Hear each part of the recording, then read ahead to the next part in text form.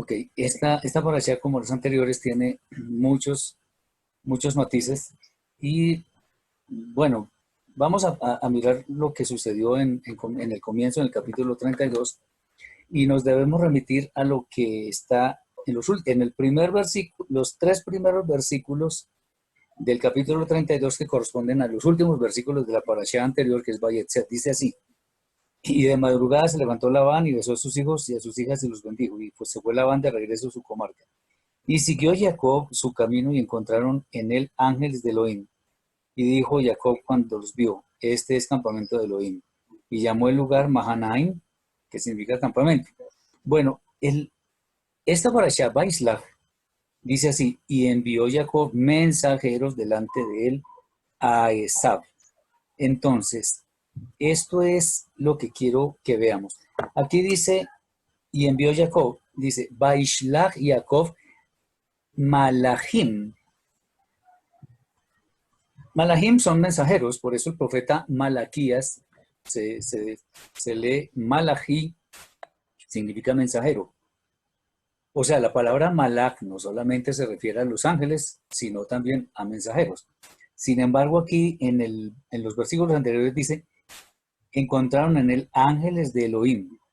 Y vamos a ver dónde es que está eso. Dice acá.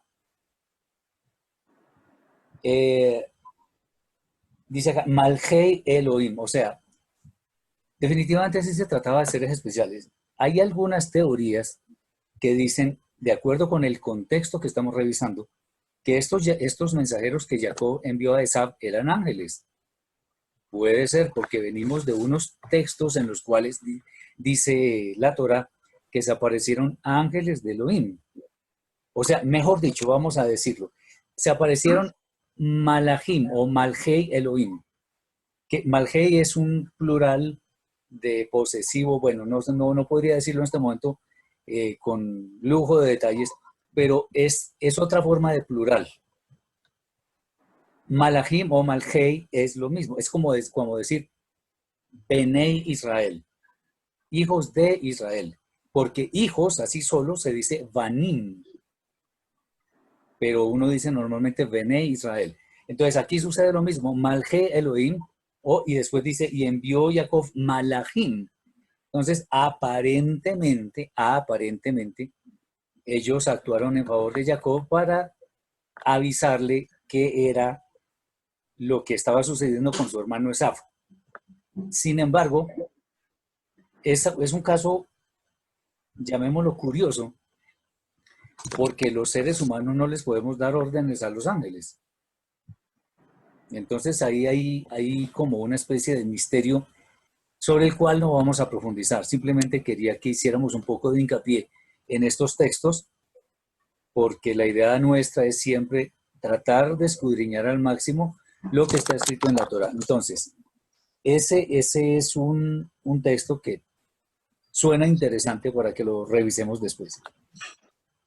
Bien, inclusive en el versículo 7 del capítulo 32 dice, y volvieron los mensajeros a Jacob diciendo, entonces otra vez, Baisbo a Malachim, o sea, otra vez se refiere a los mensajeros. Dice, fuimos también a tu hermano Saúl y también viene a tu encuentro con 400 hombres. Interesante porque si fueron y volvieron tan rápido, o bueno, o por lo menos se dice ahí que fueron donde Esab y volvieron, es posible que se tratara de estos seres celestiales, que son servidores, habría que ver. No quiero ahondar sobre ese tema, porque además tampoco es tan relevante en el tema de nuestra fe. Sí quiero revisar otras cosas que son muy importantes. Jacob tenía mucho miedo, evidentemente, muchísimo miedo, porque sabía quién era su hermano Esaf. Era un hombre fiero, guerrero, era un hombre que muy carnal, muy visceral. Entonces era muy posible que viendo a Jacob, digamos, se revolvieran esos rencores que había anteriormente y se hicieran presentes en este momento y Jacob corriera peligro. Bien. Entonces Jacob idea una estrategia de tal manera que a sabiendas de que Esaf venía con 400 hombres, que podían ser guerreros, pues iba a acabar con su familia. Entonces los dividió en dos campamentos. Más que para luchar, porque Jacob en ese momento no tenía dotes de luchador, de guerrero, más bien era como para tratar de garantizar que hubiera el menor número de bajas posibles dentro de su casa, porque él no tenía cómo luchar, la verdad. Luchar difícilmente. Por eso tenía tanto miedo. Entonces dividió en lo que llaman ahí dos campamentos. Entonces muchas personas, de pronto con algo de razón, dicen que esto es una especie de tipología profética referente a las dos casas de Israel, o sea, las 10 tribus y las otras dos que son Judá y Benjamín, después con Leví. Puede ser, puede ser. No vamos a especular mucho porque, aunque esto puede tener sentido, el sentido Peshat, o sea, el sentido directo que tiene este pasaje, nos revela simplemente que Jacob tenía mucho temor y por eso decidió hacer algo para minimizar las posibles bajas. Eso por un lado. Por el otro, Jacob, como, bueno, como dicen por ahí, el que nada debe, nada teme. Jacob sabía a ciencia cierta la cantidad de engaños a los que sometió a su hermano. Tenía razón en tener mucho temor, toda la razón del mundo. Lo que pasa es que Jacob ya era diferente.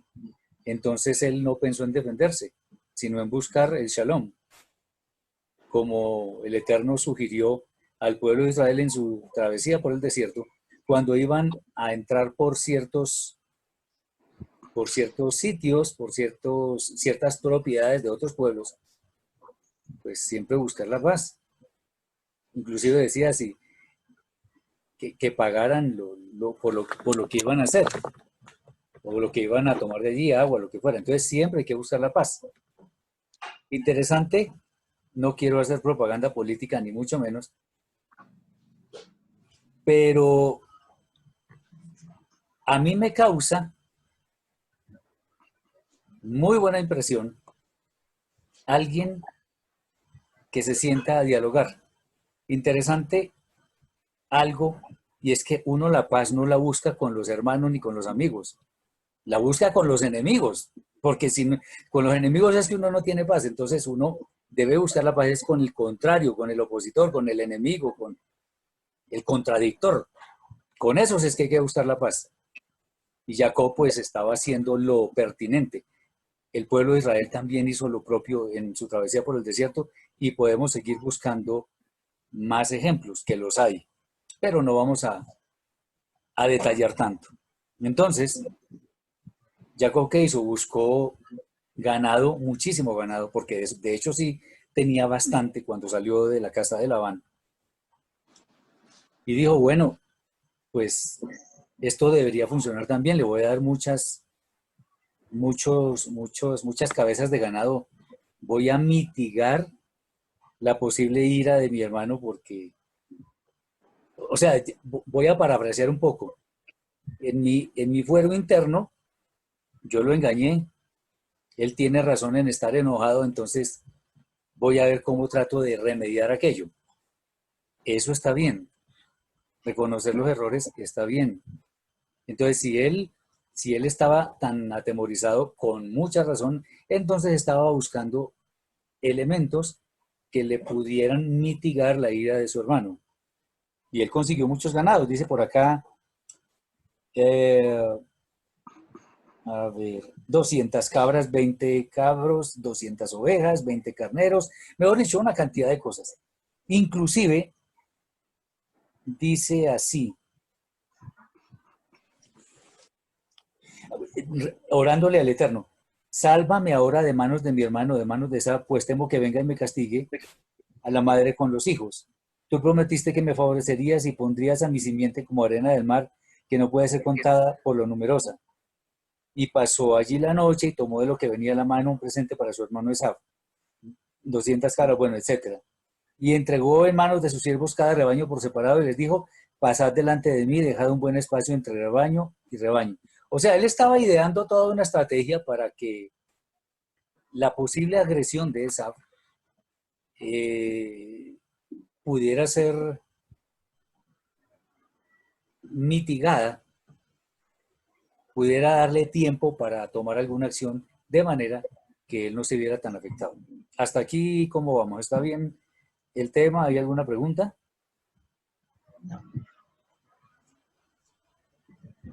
Es interesante, Heriberto, la interpretación del pasaje, ¿no? Ajá. Porque en alguna vez habíamos charlado de la tendencia que hay dentro del judaísmo de encontrar justificación a todas las conductas de los patriarcas, ¿no? O Correcto. sea, ellos, sí, sí, ellos no ven defectos en las conductas de Jacob en este caso, ¿no? Sino hacen elucubraciones de que en verdad la bendición le correspondía a Jacob y él, como le correspondía realmente haber usado el engaño para recuperarla, entonces estuvo bien.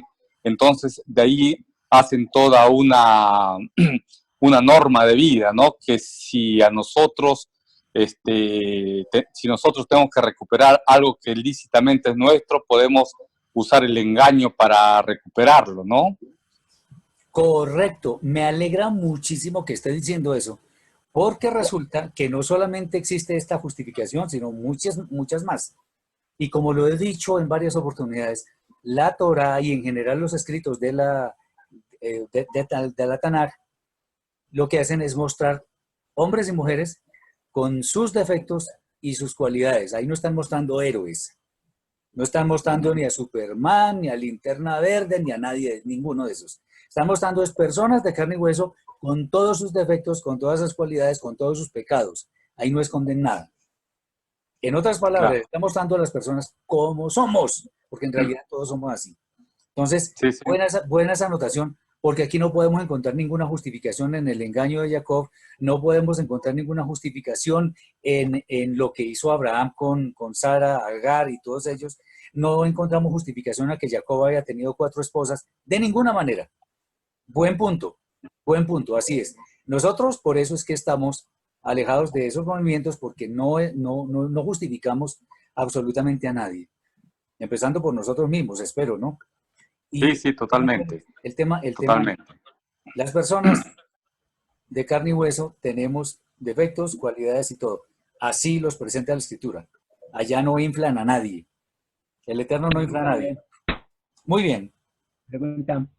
Ok. eh, Inclusive, Jacob aquí idea una estratagema tal en la cual le dice a los siervos que debían decirle a su hermano. O sea, el tipo estaba aterrado, mejor dicho, absolutamente aterrado, con justa razón. Sobre todo a sabiendas de lo que tanto conocía a su hermano, que era cazador, pero terrible, agresivo, etcétera. Bueno, todo aquello. Pregunta, More. Sí, Simoncito. ¿Tendrá algún significado particular el hecho de que se especifique las cantidades de los animales enviados por Jacob a Esaf? Esa también es una buena pregunta. En primera instancia yo diría, no lo sabemos, no lo sabemos. Puede ser, puede ser. De hecho, por ejemplo, uno dice, bueno, ¿por qué son 12 tribus? ¿Por qué son 7 días de la semana? ¿Por qué? Etcétera, etcétera, etcétera. Es posible. Ahora, en estos casos específicos no es necesario hilar tan delgado porque igual, aunque podría tener algún significado, espero que lleguemos a Olam Jabá para que el Eterno nos lo explique por medio de Yeshua, pues tal vez, por lo menos en lo que corresponde a este tema, no tienen mucha relevancia, pero es posible que tengan algún significado. ¿De acuerdo? Ok, sí, señor. Ok, bien. Bueno, eh, lo interesante es, atención, fíjense que en la noche tomó a todo el mundo y pasaron ellos, todos, con rebaño y todo, quedó solo. Y recuerden el pasaje este del hombre que vino a luchar con el fulano, llamémoslo así. No despectivamente, sino alguien. Cuando uno mira la interpretación que tiene el exégeta Rashi, uno dice, bueno, interesante porque ahí hay cosas que uno podría adoptar. Lo mismo en el Midrash. Entonces, esas son explicaciones que es beneficio de inventario para nosotros. Sin embargo, lo interesante es ese ángel, porque de hecho lo era como lo podemos ver al final. Si, digamos, a ver, los ángeles como tales son seres cuya fuerza física, si es que se le puede llamar así, es infinitamente mayor que la nuestra.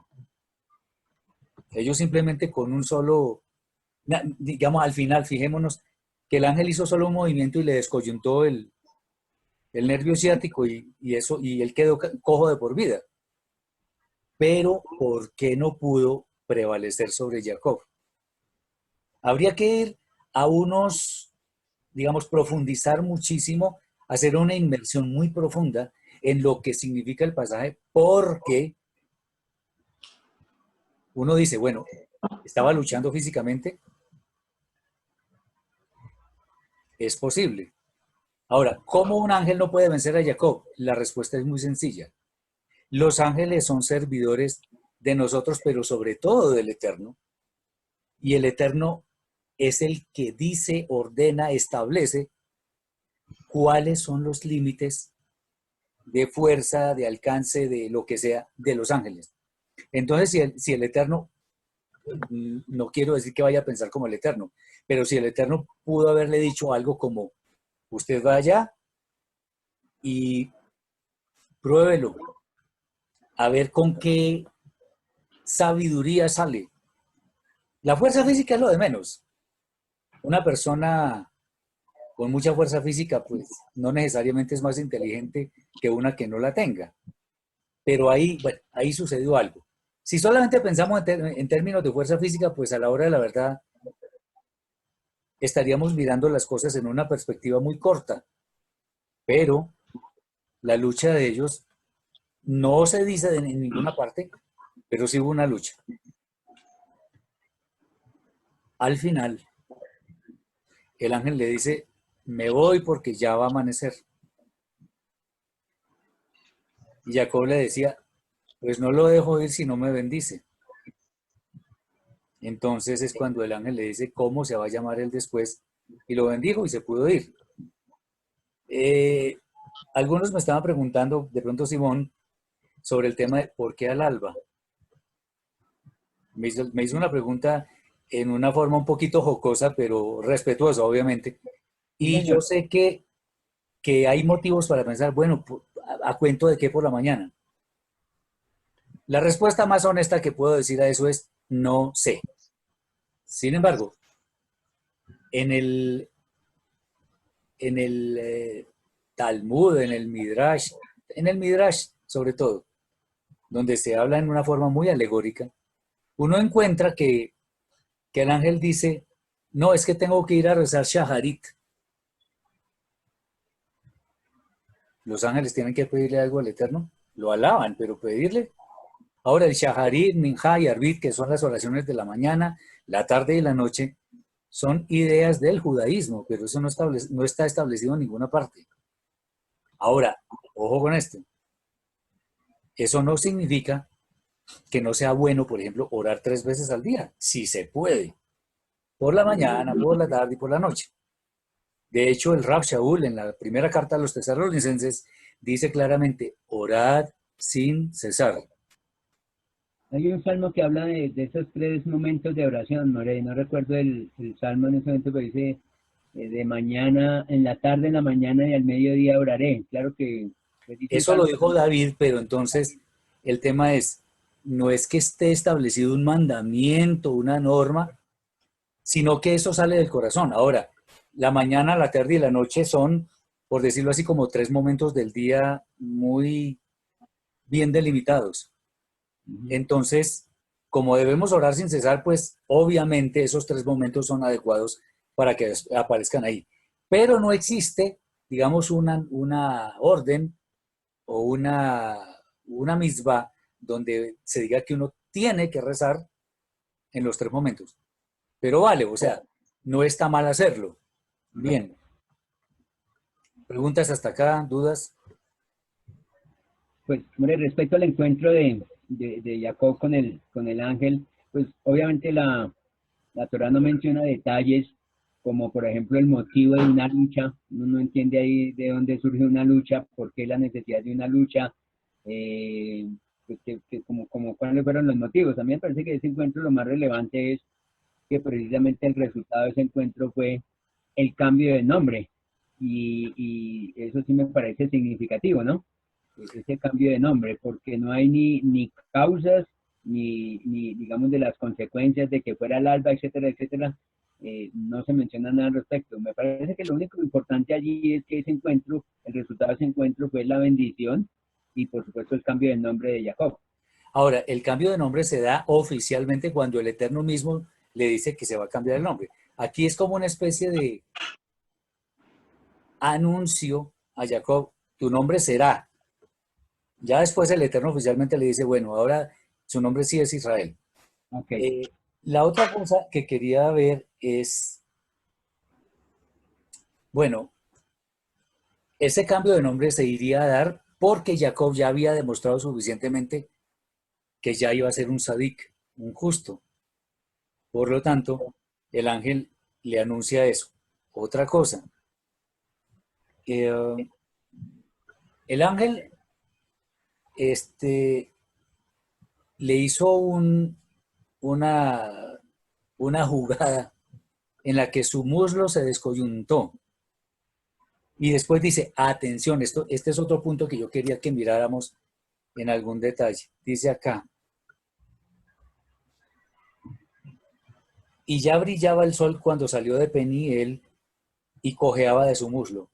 Por eso no comen los hijos de Israel el tendón encogido que está en la articulación de la cadera hasta el presente, porque un ángel de Elohim se lo descoyuntó a Jacob. Entonces, ahí dice claro que la circunstancia por la cual los judíos o los hijos de Israel no comen eso es por lo que le hizo el ángel. Sin embargo, en el judaísmo establecen eso como una misbah, no comer el nervio ciático. El Eterno no ha dicho en ningún momento que eso no se puede comer. Eso fue una costumbre. Y de hecho eso está como misbah, lo ponen los judíos como misbah. Entonces, aquí vemos algo interesante. Eso no es una misbah. Ahora alguno dirá, bueno, pero es que una misbah no necesariamente es porque el Eterno le dijo a Julano o a Sutano que hagan esto o hagan lo otro. No, sí se necesita. Porque directamente hay que saber que es el Eterno el que lo establece. Muchas personas dicen, no, pero es que el diezmo, por ejemplo, que Abraham le dio el diezmo a Malquisedec y Jacob también le prometió el diezmo. Entonces eso significa que es un mandamiento. No de ninguna manera. Porque entonces podríamos hablar de las famosas 4 mujeres de Jacob y ahí tenemos tema para deprimir un poco a la gente que está inventando cosas de que la poligamia está permitida y cosas de ese estilo. No de ninguna manera. Entonces, eso no es una misbah, es una costumbre. Si alguien no lo quiere comer, perfecto. Yo no lo como porque no me gusta. No lo como, no me gusta. Pero ahí no dice que es un pecado que me voy a morir porque como el nervio ciático. Ahí no dice eso. Entonces, tengamos en cuenta que no podemos alterar la Torá del Eterno para inventar interpretaciones que se salen de ella misma. Porque eso es aumentar o quitar y eso es un pecado muy grave porque está establecido en Devarim 12:32, que es, no podemos, 12:32 y 13:1 en las Biblias hebreas. No podemos agregar ni quitar nada. ¿Sí iba a decir alguien algo? Pero además no es que se trata del nervio ciático de un ser humano, entonces lo trasladan digamos, a los animales, entonces, pues peor todavía, porque si Muy fuera el bien, ser humano, uno diría, pues sí, es coherente, porque entonces correcto. estaría casi que hay un canibalismo, Sí, señor. pero trasladar esto al reino animal, pues obviamente total invención.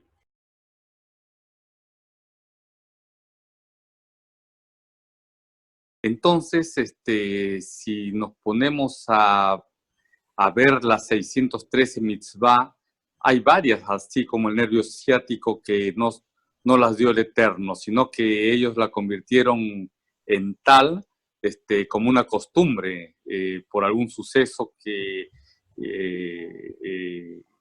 pasaron, que fue importante para ellos. Entonces, realmente no son 613 mitzvah del Eterno. Correcto. Yo también sostengo exactamente lo mismo. No son 613, puede que sean 610 o qué sé yo, pero no son Sí, 613 porque esto es un ejemplo clarísimo de alteraciones de la Torá para aparecer el número 613. sí, No sí, sé si por... porque ellos incluso, sí, perdón, Sí, sí, ellos incluso lo relacionan, me parece, con 248 positivos y 365 negativos, que dice que está relacionado con cada articulación del cuerpo humano, algo así, ¿vio? Que cada mitzvah tiene relación con alguna parte del cuerpo humano. Este, Así que hicieron toda una, no sé si llamarla una teoría, ¿no? Que cuando uno cumple tal mitzvah que está relacionada con tal parte del cuerpo, entonces esa parte del cuerpo se sana y todo eso. correcto. Eso, mire, el tema es que ya se convierte todo en un tema casi que cabalístico, Uh-huh. pero cabalístico para mal. ¿En qué sentido? De que simplemente yo hago tal o cual cosa y ya quedo bien en un objetivo que yo me he trazado. Gravísimo porque eso así no es, eso no está Claro. establecido. Entonces, por ejemplo, hay muchas personas, me consta, que tienen amarrado en la muñeca un hilo rojo. Sí, ¿Y eso qué es? Eso es para el mal de brujería. ojo. Eso es brujería, eso es una tontería, es brujería, eso es una cosa que no está permitido en la Torah. O sea, que ese hilo rojo hace lo que no pudo hacer Yeshua, lo que no pudo, entre comillas, o lo que el Eterno no puede hacer, no de ninguna manera. Eso es absolutamente, eh, no solo es inútil, sino que no tiene ningún sentido que creamos en esos entre comillas, Amuletos. bajos.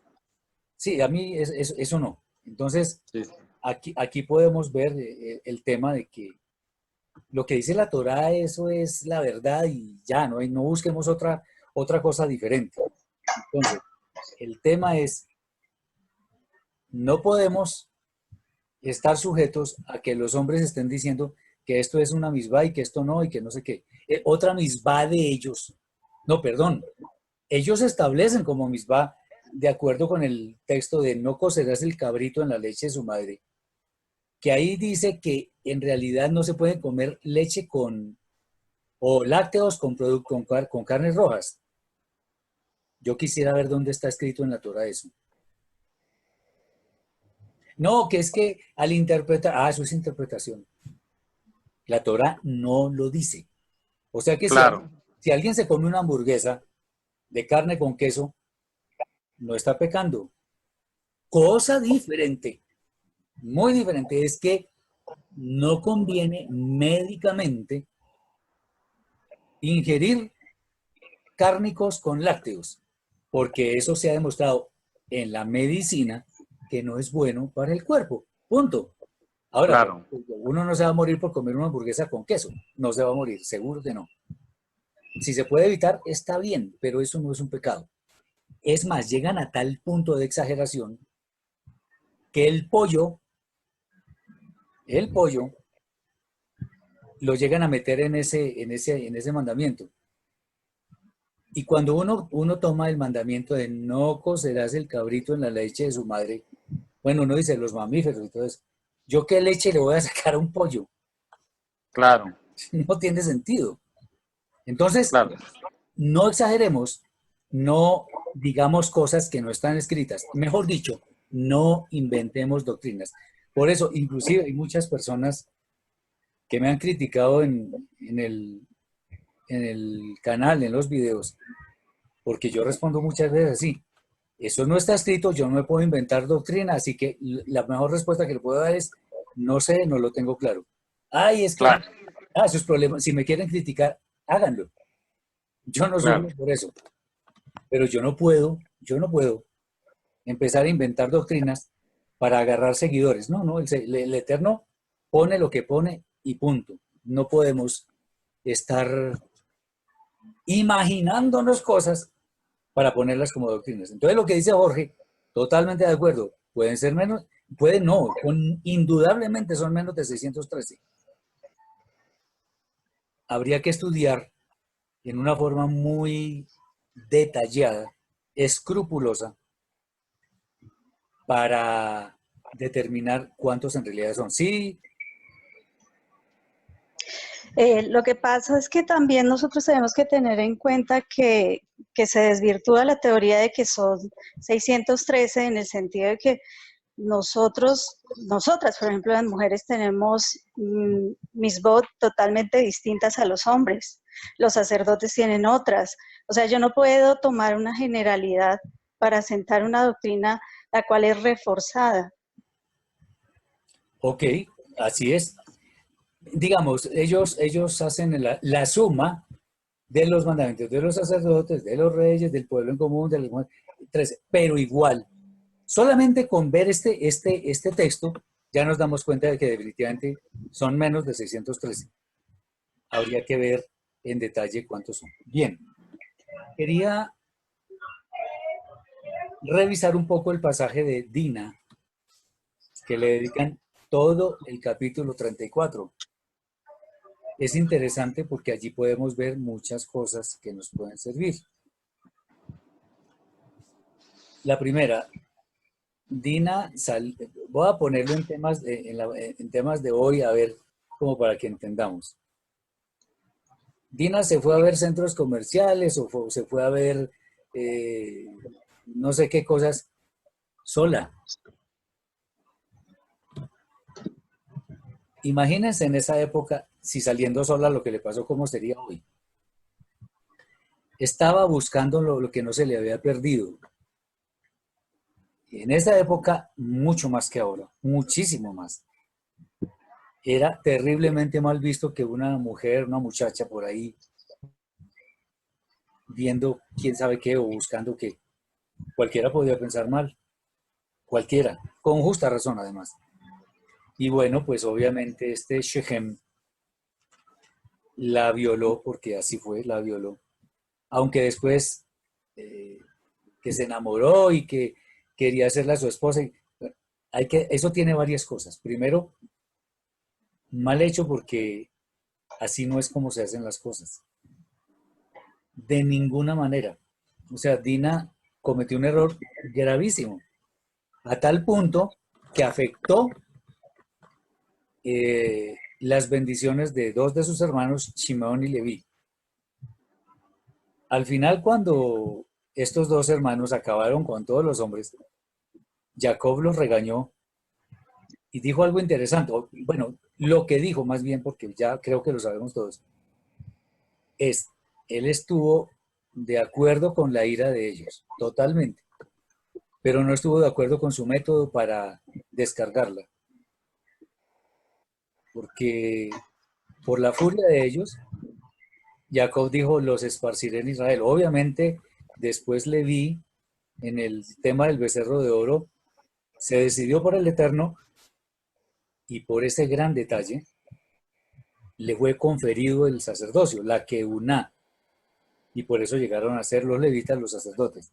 Pero lo que hizo Dina no tiene nombre, o sea, eso estuvo terriblemente mal hecho. Ahora, a partir de eso, estos hombres, los hermanos de Dina, idearon un engaño, porque eso fue lo que hicieron, para matarlos a todos. O sea, les decimos que se circunciden todos y atacamos al tercer día, creo que fue, cuando el dolor de la circuncisión es más fuerte. Eso es lo que se dice. Atacaron en el momento en que estaban más desprotegidos, porque cualquier persona con un dolor muy fuerte, pues no es igual que cuando está completamente sana y vigorosa. Entonces aprovecharon para engañar y matar a todos. Ahora, si querían hacer justicia, debieron hacerla con aquellos que acompañaron a Shechem en su propósito o algo así, pero acabaron con todos. Mal hecho, o sea, Jacob dijo, bueno, sí, es cierto que ustedes, o sea, mejor dicho, estaba de acuerdo con la motivación, pero no con el método. Tenían ira en su corazón. Claro, eso es plausible, pero la forma como acabaron con todos los hombres fue denigrante, porque además fue con engaño. ¿De acuerdo? ¿Hay alguna pregunta sobre esto? Amore, que quería hacer un comentario paralelizando un poco lo que estas acciones que uno ve en el patriarca, en Jacob, también pues en sus hijos, que desde esos tiempos se ven de que había un accionar que no era el que el Eterno de pronto quisiera, ¿no? Y ve uno realmente muchas equivocaciones en ellos, muchos aspectos. Y esto pues de cierta manera al día de hoy es muy interesante lo que usted hablaba ahorita y ver también todo esto que ellos pudieron hacer, porque son personas, son seres humanos y se equivocaron también. Y me llama la atención porque hoy hay quienes se han ido a las toldas pues, del judaísmo rabínico y van como ciegos, o sea, todo lo que ellos hacen y dicen, eso está bien, ¿cierto? Y se olvida de que también, así como en otra hora se equivocaron, pues hoy también pueden estar equivocados de muchas cosas. Entonces, definitivamente uno ve del por qué también esas palabras o esas exhortaciones de Yeshua en el tiempo, cuando les hablaba y cuando les calcaba algunas de sus acciones en el tema espiritual y con las que de pronto no está de acuerdo. Es muy, muy importante. Definitivamente hoy hay que pensar más con la razón que seguir de una u otra manera doctrinas que por ahí pudieran estar erradas. Claro, de todas maneras, con el perdón de muchas personas que se han querido ir a esos movimientos, eso se llama inmadurez espiritual, porque se deslumbran o se dejan deslumbrar o las dos cosas por cosas que parecen muy bonitas y de pronto puede ser que así sea, pero no es. El Eterno estableció su Torah de una manera muy sencilla, muy didáctica, fácil de aprender, pero no la han complicado. Fíjense ustedes nada más, por ejemplo, en el tema de los tefilín, que son las cajitas que se ponen los hombres acá y que solamente se pueden usar por la mañana o bueno, de día, y también aquí en el brazo que yo inclusive tengo eso, ahí está archivado. Porque eso dice que es el cumplimiento de los mandamientos, pero eso no es bíblico. Eso ya lo veremos cuando lleguemos en su momento a este tema. Pero sí, efectivamente, hay personas que se dejan deslumbrar por esas corrientes y pues déjenme decirles que hay judíos, estudiosos seculares que han encontrado, después de mucho análisis, ojo con lo que voy a decir, que judaísmo y Torah no son lo mismo. De hecho, el judaísmo está apartando de la Torah. Es una lástima, pero así es. Entonces, de hecho, el judaísmo como tal no existe en la Torah. No. Y mucho menos una conversión al judaísmo. No existe. Existe es una injerción al pueblo de Israel. Eso es otra cosa muy distinta. Correcto. Eso es otra cosa muy distinta. Además, la única conversión que uno ve en toda la escritura, como con cierto detalle, es la que hizo Ruth, sin documentos ni nada, que ahora las conversiones son carísimas, sin documentos ni nada, cuando siguió a su suegra, Naomi, y le dijo, te seguiré donde tú vayas, tu Elohim será mi Elohim. A donde tú quieras que vayas, a donde quiera que vayas tú, iré yo. Listo. Convencidísima, tan convencida y tan auténtica fue esa conversión, que es mencionada muchas veces como una antepasada del rey David, que es antepasado de nuestro rey Yeshua. Entonces, eso es importante. Y gratis. Muy bien, ahí sacamos algunas conclusiones. Bien, bueno, hay muchas cosas que se pueden hablar. No tengo mucho tiempo ahora, pero sí quisiera que me comentaran si hay alguna duda, alguna inquietud de este u otro tema y la tratamos lo más brevemente posible. Una pregunta, More, por favor. Sí, adelante. Escuchando todo lo del judaísmo, ¿ellos rayan a la idolatría? Sí, es posible que sí. Claro, porque se inventan cosas. Por ejemplo, el cordón rojo, el tener que ir a la tumba de los muertos, eso es idolatría, eso está prohibido por la Torá, de hecho. Entonces sí pueden caer en eso. Yo no estoy diciendo que necesariamente el judaísmo es idólatra, pero muchos judíos sí caen en eso. De hecho, por ejemplo, le hacen... Heriberto. Sí, permítame un momentico. Le hacen un honor muy grande, por ejemplo, al lavado de las manos. El lavado de las manos no es una misbah, por ejemplo. Señor. Sí, Jorge. Sí, respecto de lo que estamos hablando, ¿no? Del judaísmo, ¿no?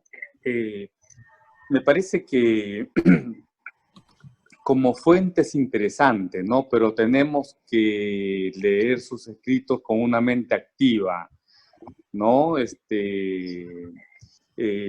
Por lo menos de mi parte, a mí me enriquece mucho leer porque caigo terriblemente admirado de cómo Yeshua encarnó con tanta perfección la Torá, ¿no? Y cuando leo de los grandes rabinos del judaísmo, de la Misná, del Talmud, de los comentarios, realmente,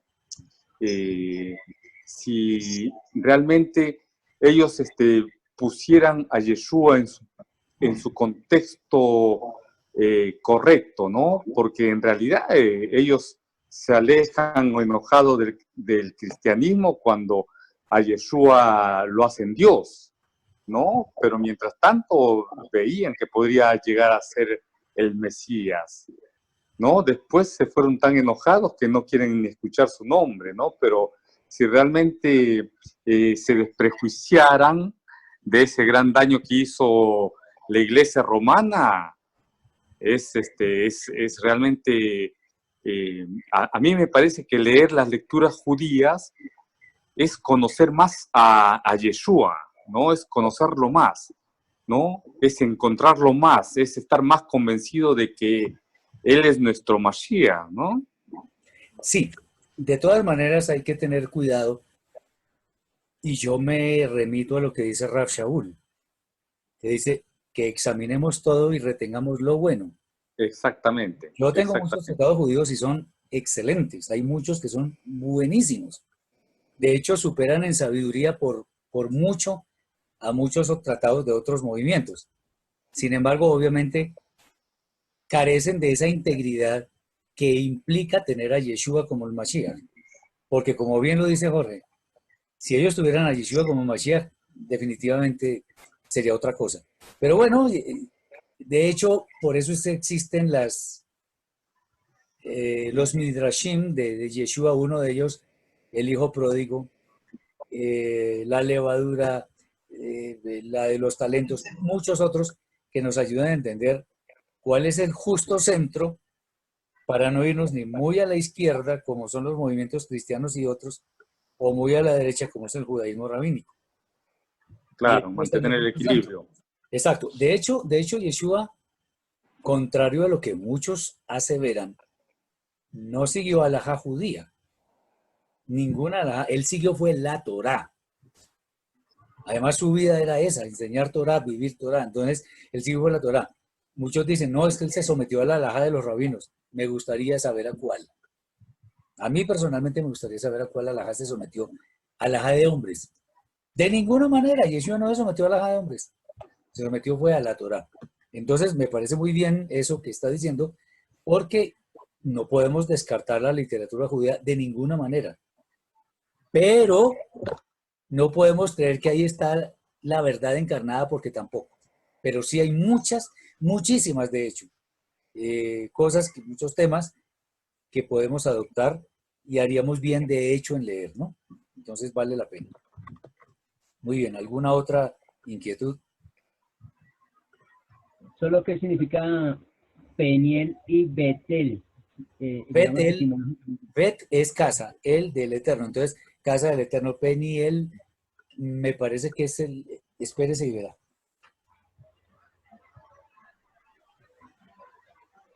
Peniel significa rostro de él, del Eterno. Inclusive aquí lo dice. Dice, porque dijo, he visto a Elohim cara a cara y me salvó, y se salvó mi alma. Entonces, bueno, eso de que lo vio cara a cara no es cierto, porque al Eterno nadie lo ha visto, porque Él es espíritu. Él vio un ángel, que era definitivamente su representante. Ah, algo que olvidé decir respecto de ese ángel. Otra vez volvemos al ejemplo de los deportistas, que me gusta tanto porque es muy fácil de entender. Por ejemplo, un partido de tenis. El tenis consiste en poner la bola en el lado del contrario una vez más que el contrario en la de uno. Eso es el tenis, con una raqueta, por supuesto. Así que un par de tenistas son el uno opositor del otro. En otras palabras, el uno es Satán del otro.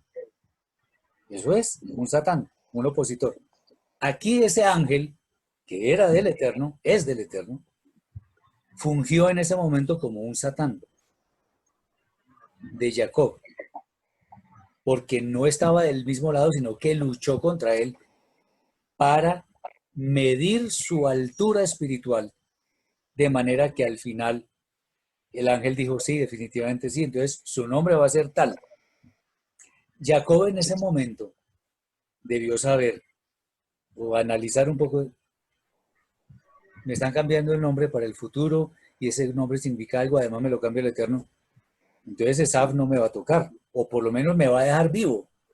Debió pensar un poquito en eso, pero bueno, ok, son cosas que uno se le ocurren viendo esos pasajes así como rápidamente. ¿Hay alguna otra pregunta? Ya casi me toca cancelar. More, ¿Sí? por favor. ¿Todos los judíos rechazan a Jesús? No. Ok. Conozco judíos que aman a Yeshua, creen en Yeshua y están en contra del judaísmo rabínico. No en contra totalmente, pero sí en contra de muchas cosas, de hecho, sobre todo las que rechazan a Yeshua. Sí hay judíos que creen en Yeshua. Muchos, Gracias. de hecho. Sí. Ok. ¿Algo más? Bueno, Sí, Noel. hermano, ¿qué apreciación tiene por ejemplo, el rabí Maimónides? Sí. Porque para ahí judíos que dicen ser de la escuela nexarita, que lo alaban, ¿no? Y de hecho, creemos que la obra que él presenta, que es traer la Torá oral y darle explicación a muchas de las cosas que quizás no comprendemos en la Torá escrita. Mi pregunta es, Maimónides no reconoce a Yeshua como el Mesías, pero sí él asegura que es un principio fundamental la venida de Mashiach. O sea, él no niega y lo tiene como un fundamento, pero no reconoce a Yeshua como Mesías. Entonces mi pregunta es bueno revisar, es bueno, como usted decía, que escudriñar, tomar lo que nos sirve, ¿Qué piensa usted con respecto a eso? Correcto, me reafirmo. Maimónides tiene cosas muy buenas. Una de esas malucas es la de que no cree en Yeshua y eso sí. Pero también tiene otra característica y es que es muy racionalista. Entonces, él muchas cosas no las ve ni siquiera como milagros, sino como algo que tenía que pasar. Entonces, en ese sentido, yo no voy con Maimónides. Pero en la Pero parte, sí, él, por ejemplo, en el tratado de, creo que es el tratado de Descarriado, algo así, que él describe al Eterno. Bueno, en esa parte sí me ayudó muchísimo a comprender que nuestro Elohim es incorpóreo, pues, o sea, porque es que cuando la escritura, obviamente la escritura fue hecha para nosotros, o para acercarnos a Él, ¿no? Porque cuando hablamos de sus manos, de su corazón, de que siente, o sea, nosotros sabemos que, o sea, yo llegué a comprender profundamente de que estaba errado con relación a cómo concebía al Padre, y Él pues despejó muchas de esas dudas. Claro que cuando ya llego a la parte de Yeshua, obviamente pues ahí me confronta. O sea, ahí dos me cosas. detengo. Sí, dos cosas, le entiendo. Mire, la primera, yo también aprendí de Maimónides algo interesante y es que él concibe al Eterno, como dice en alguna parte, con atributos negativos. Me explico. Si decimos que el Eterno es bueno, estamos diciendo una mentira. El Eterno no es bueno, ni es misericordioso, ni es sabio. Sabio es un hombre, misericordioso es un hombre, bueno es un hombre. El Eterno es mucho más que eso. Exacto. Pero yo no, digamos, le decimos que Él es bueno como para entenderlo en lenguaje humano. Entonces Maimónides dice que al Eterno hay que entenderlo negativamente. ¿En qué sentido? Entonces, el Eterno no se equivoca, el Eterno no tiene defectos, el Eterno una cantidad de cosas. Entonces yo llegué como a la conclusión de que una posible, yo no estoy diciendo sino una posible humilde definición de este servidor es que el Eterno es aquel que está exento de toda imperfección. No podría decir más. Eso por un lado. Por supuesto es incorpóreo. Él fue el que hizo los 13 principios del judaísmo. Algún día los miramos. Pero bueno, eso es pertinente y hay cosas que nos sirven mucho. Pero ojo, porque él es muy racionalista, entonces hay que tener cuidado. Otro Bueno, asunto y que luego, dijo, cosita. permítame, otro asunto que usted comentó es Ajá. este asunto de la Torah escrita y la Torah oral. En este momento vale la pena hacer una aclaración. No existe Torah oral. Eso es un asunto judío que ellos dicen que es Torah oral. Eso es mentira. Torah es la que está escrita. O sea que decir Torah escrita es casi que un pleonasmo. Es una repetición inútil, es redundante. Torah es solo una. Okay. No hay más Torah. No existe Torah oral. Existe tradición oral que es muy diferente. Entonces no podemos hablar de Torah oral, porque Torah oral no existe. En Sinaí solamente se dio una Torah, en las dos tablas y después en todas las misbot que el Eterno le dio a Moshe para que las transmitiera al pueblo. No hay nada, ninguna otra Torah. Existe tradición oral puesta en palabras, que eso fue lo que pretendieron cuando hicieron el Talmud. Dijeron, esto no es Torah, sino esto es la tradición, pero para que no se pierda la vamos a poner escrita. Pero Torah solo existe una y es la que dio el Eterno en Sinaí. No existe otra. Usted iba a decir algo sobre Maimónides o algo así, dígame. No, More, para terminar, con respecto a los nombres, ¿no? Ya que hacemos énfasis en, en que estos grandes hombres de fe, el padre les cambiaba el nombre, ¿no? ¿Qué tan, qué tan real eso es para nosotros en este tiempo? Porque cuando uno revisa, por ejemplo, el nombre de cada uno, pues encuentra, por ejemplo, mi nombre es Noel More, y yo he buscado el origen, significa Navidad, nada más y nada menos que Navidad.